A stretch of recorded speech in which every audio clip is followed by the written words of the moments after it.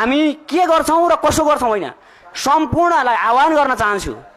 म प्रवेश दाहाल लगायत हाम्रा टिममा साथीहरू आउनुभएछ, भास्कर घिमिरे, कुशल भेटवाल लगायत टिकाराम लिम्बू जस्ता व्यक्तिहरू। यी व्यक्तिहरू को हुन् त?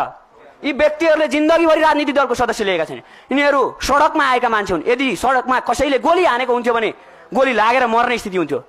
हामी घाइते भएका छैनौँ। म फेरि सम्झन चाहन्छु, त्यो शहीद र घाइतेदेखि लिएर नेपाली आमालाई सम्झन चाहन्छु।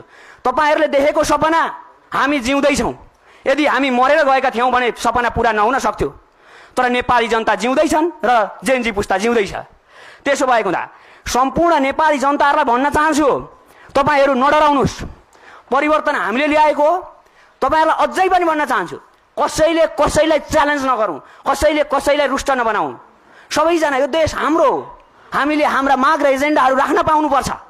त्यसो भएको हुँदा हामी भाषण गर्न, साँच्चै भन्ने भने भाषण नेपालकै तरिकाले जाने भने हाम्रो टिमले भाषण गर्न सक्छ। जेनजी पुस्ता त्यति राजनीति नबुझेको छ। कार्ल मार्क्सका सिद्धान्त के छन् सबै कुरा थाहा छ। तर के अब नेपालीले नेपालको सिद्धान्त बनाउँछ, नेपालीले नेपालको मुलुकको भाग्य र भविष्य बनाउँछ, डराउँदैन। अब त्यसो भएको हुँदा सडकमा आएको जेनजी पुस्ता, सम्पूर्ण नेपाली जनता, तपाईहरू साथ दिनुहोस्। यतिखेर जब हामी आन्दोलन गर्ने बेलामा जुट्यौं, अब माग पूरा गर्ने बेलामा फुटेर हुँदैन। त्यसो भएको हुँदा यो अझै पनि भन्न चाहन्छु, फेरि कुनै राजनीतिक दलको दबावमा होइन यो कार्यक्रम। कसैले पनि केही गर्न नसकोस्। आज राजनीतिक दलका कारणले आएको यो होइन, यसरी आउनु परेको होइन। हामी भन्न चाहन्छौँ, आन्दोलन कहिले पनि लिमिटेसन हुँदैन, कहिले पनि क्राइटेरिया हुँदैन। आन्दोलनले ल्याएको परिवर्तन कसैले पनि कमजोर नसम्झिँदा हुन्छ। आन्दोलन आवश्यकता थियो। आन्दोलनको आवश्यकताले अब डक्ट्रिन, नेसेसिटी अफ डक्ट्रिन हुन्छ। आवश्यकताका सिद्धान्तहरू परिस्थितिले पद्धति बनाउने हो, नियम बनाउने हो। त्यसो हुँदा हिजोका नियमबाट रुष्ट नेपाली जनताहरू आज नयाँ नियम बनाएर कार्यान्वयन गर्न चाहन्छन्।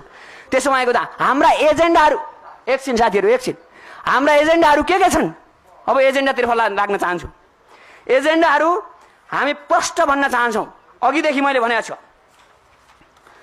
एजेन्डाहरू के छन् भन्ने कुरा आदरणीय दाजुभाइ तथा दिदीबहिनीहरू, प्रिय जेनजी युवा पुस्ताहरू, आदरणीय उसमा मतलब कि शहीद हुनुभएका शहीदहरू, हस्पिटलको बेडमा हुनुभएका घाइतेहरू लगायत अहिलेको तत्कालीन सरकारका राष्ट्रपतिज्यू, प्रधानमन्त्रीज्यू लगायत सम्पूर्ण नेपाली जनताहरू, अहिलेको शून्यताको स्थितिलाई स्थिरतामा बदल्न हालको